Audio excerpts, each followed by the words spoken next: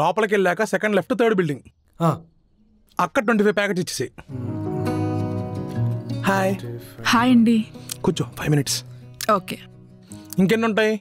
సైనిక్పూర్ ఒక 30, నిజాంపేట ఒక 25, పటాన్ చెరు ఒక 25, ఇంకో వాళ్ళకి 30 ప్యాకెట్స్ ఇవ్వాలి మనం. 30 తర్వాత వీళ్ళకేమో 40 ప్యాకెట్స్ వరకు ఇవ్వాలి. వాళ్ళకి చెప్పు వచ్చి తీసుకెళ్ళమని, కానీ లేట్ చేయమాకే. సరే నేను వెళ్ళి చేసి వస్తా.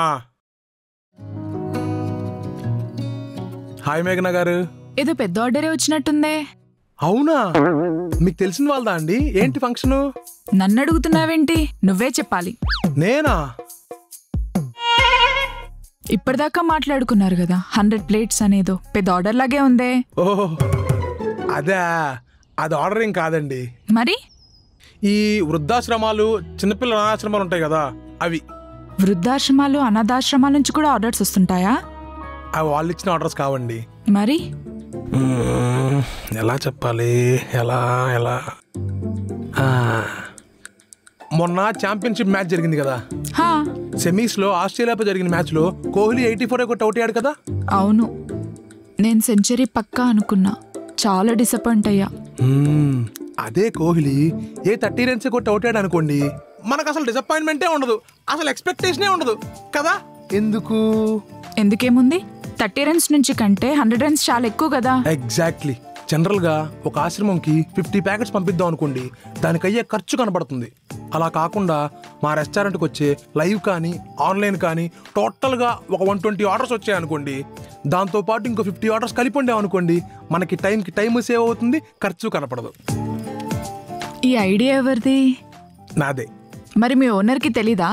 మా ఓనర్కి ఎందుకు తెలియదండి, మా ఓనర్కి తెలియకుండా ఇక్కడ కరివేపాకు కూడా కొయ్యలేవు. ఆయన ఒప్పుకున్నారా? సేమ్ మీకు చెప్పిన లాజిక్ ఆయనకి చెప్పాను. ఇప్పుడు 120 ఆర్డర్స్ ప్రిపేర్ చేయడానికి ఒక 50,000 అయింది అనుకుందాం.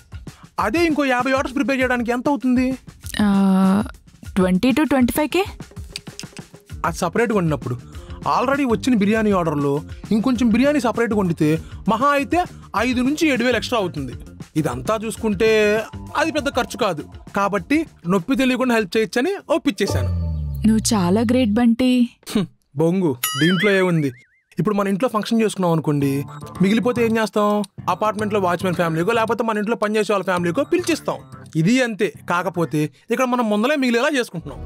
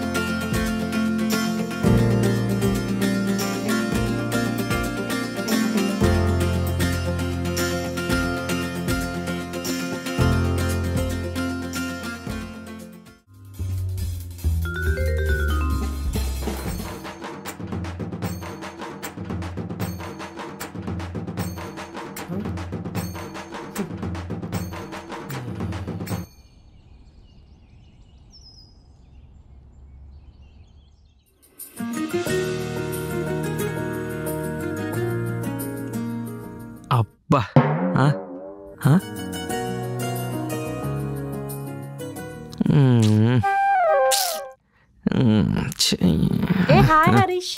హాయ్ స్వప్న. ఏంటి అంత డల్గా ఉన్నావు? అటు చూడు.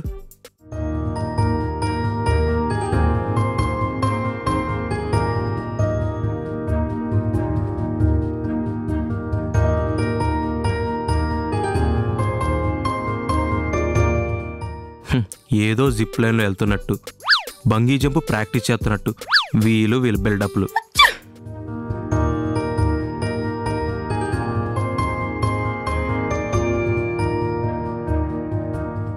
అబ్బా, బీటెక్ పాస్ అయినప్పుడు కూడా ఎంత ఎక్సైట్మెంట్ ఫీల్ ఉండదు ఈ పిల్ల. ప్రొఫెషన్ ని పర్సనల్ ని ఎందుకు కలుపుతావు హరీష్?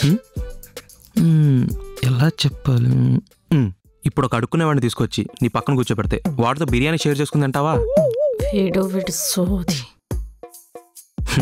కొటేషన్లో ఫిలాసఫీలో ట్విట్టర్లో పెడితే బాగుంటాయి, రియాలిటీలో బాగోదు. సరే, ఇప్పుడైతే వాళ్ళు లవ్ చేసుకుంటున్నారు కదా. ప్రపోజ్ చేశాడా? కానీ వాళ్ళ ఇంటిమేషన్ చూస్తే అలాగే ఉంది కదా. చా, కెమెరా లెన్స్ గురించి చెప్తున్నప్పుడు కూడా అదే ఇంటిమేషన్ నాతో కూడా ఉంది. అది చూసే ప్రపోజ్ చేద్దాం అనుకుంటే, అయ్యో హరీష్, నేను ఇన్నాళ్ళు ఆ ఉద్దేశంలో చూడలేదు, సారీ, నా బిహేవియర్ నీకు అలా అనిపిస్తే యాజ్ ఎ ఫ్రెండ్ లాగే నీతో ట్రావెల్ అయ్యానని చెప్పి మహానటి సావిత్రి అంత పర్ఫార్మెన్స్ ఇచ్చింది. రేపీడికి కూడా అదే స్ట్రోక్ పడుద్ది. బోన్ ఆర్టిస్టులు తెలుసా మీ లేడీస్? వీడి కంపారిజన్స్. సరే, అదే ఆన్సర్ వాడికి ఇస్తుందని తెలిసినప్పుడు నువ్వెందుకు అంత జెల్స్ ఫీల్ అవుతున్నావు? నాకే కాదు, నేను ప్రపోజ్ చేసిన అది రిజెక్ట్ చేసిన అమ్మాయి అయినా ఒక స్ట్రేచ్ ఉండాలనుకుంటాను. ఇది నాకు నచ్చలేదు. నచ్చలేదు, ఏం చేస్తావు? ఏం చేస్తావు కాదు, చేశాను. చేసావా? ఏం చేసావు?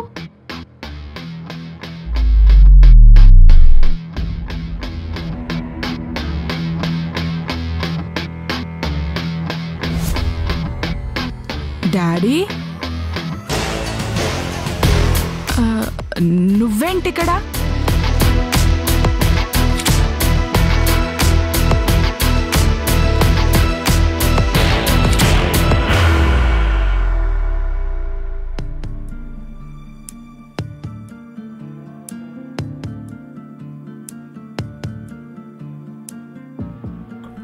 అంటే అంకుల్ అది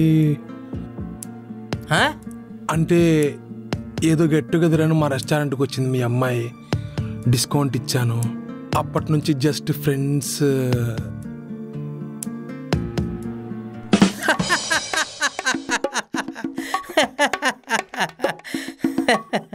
ఏమా బంటి అంటే ఇతనేనా? రా కూర్చో బంటి. పర్లేదు పర్లేదు అంకుల్. కూర్చో.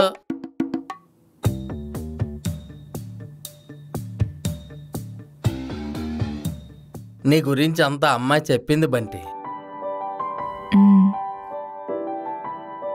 ఏమీ లేనోడు నా దగ్గర డబ్బు ఉంటే అది చేస్తాను ఇచ్చేస్తాను అంటాడు. నిజంగా డబ్బు వచ్చాక చేస్తాడో లేదో తెలియదు. డబ్బున్నవాడు ఎక్కడైనా చేస్తున్నాడేమో, అది మనకు తెలియదు. నీకు స్తోమత లేదు, కానీ ఎలా చేయాలో ఆలోచించి ఇంత చేస్తున్నావు చూడు. నీ క్యారెక్టర్ బాగా నచ్చింది. Thanks uncle. అన్నిటికన్నా అదేదో ఫుడ్ గురించి మాట్లాడేవే, ఏటమ్మది? అదే మొన్న స్పందన ప్రోగ్రాం గురించి మాట్లాడావు కదా, అది. హోహో, అదే. మనకు ఆనందం వచ్చినా, బాధ వచ్చినా, ప్రేమ వచ్చినా, డబ్బు సంపాదించినా తృప్తి ఉండదు. ఎంతున్నా ఇంకా ఇంకా కావాలనిపిస్తుంటుంది. అదే భోజనంలో అనుకోండి, కడుపు నిండంగానే చాలు అనిపిస్తుంది. ముఖంలో తృప్తి కనిపిస్తుంది. ఎదుటోడి ముఖంలో ఆ తృప్తి చూడాలనుకుంటున్నాను. ఆ ఫిలాసఫీయే నాకు నచ్చింది అయ్యా.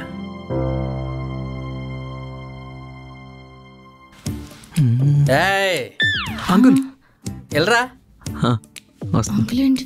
ఇప్పుడు చూడు మీ వాడికి ఎలా ఇస్తాను.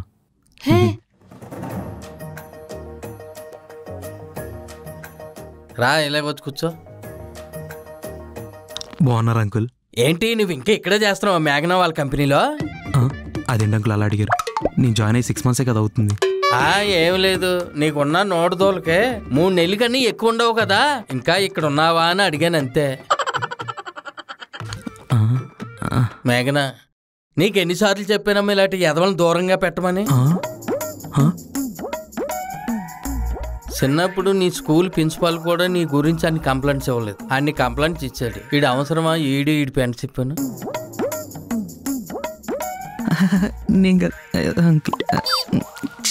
బంటి, తెలుసు నువ్వు మా అమ్మాయిని లవ్ చేస్తున్నావని. మీ ఓనర్తో కూడా మాట్లాడాను. ఈ టేటస్ అది నేను పెద్దగా పట్టించుకోను. మీ వాళ్ళని తీసుకొస్తే కూర్చొని మాట్లాడతాం, ఓకేనా?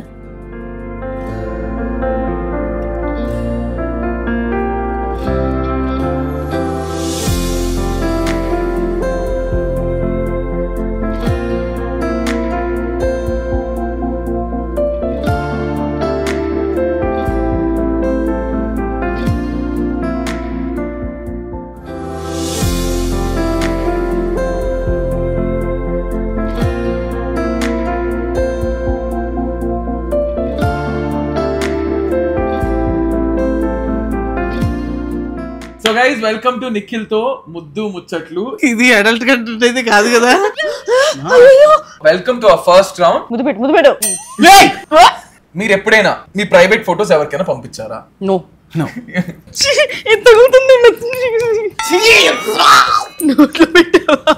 నేను అసలు టచ్ చేయొద్దా? చెయ్యి, ఎన్నిసార్లు టచ్ చేస్తావు? ఎప్పుడైనా కిస్ చేయడము ప్రాక్టీస్ చేశారా? అన్ని డైరెక్ట్ అటాగే.